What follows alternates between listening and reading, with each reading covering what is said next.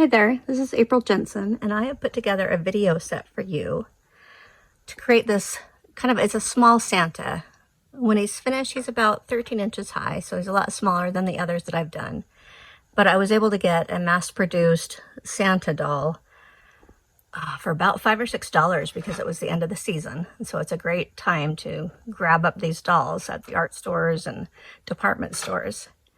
And then I will show you how I went through and took out the old armature that was made of plastic, gave him a brand new one that is made of sturdy wire and quilted batting.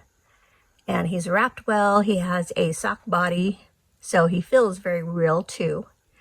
And then how I went through and sculpted his face, his hands, one in a more complex pose and one a more simple pose.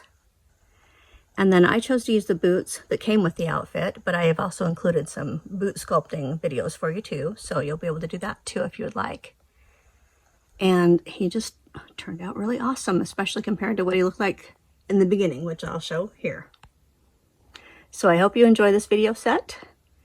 And I know it's kind of a wrong time of year because we just kind of finished up Christmas, but this is a great way to take advantage of the dolls that are on special and on clearance at the art store and department stores right now, and create your own Santas. Turn them into an amazing work of art.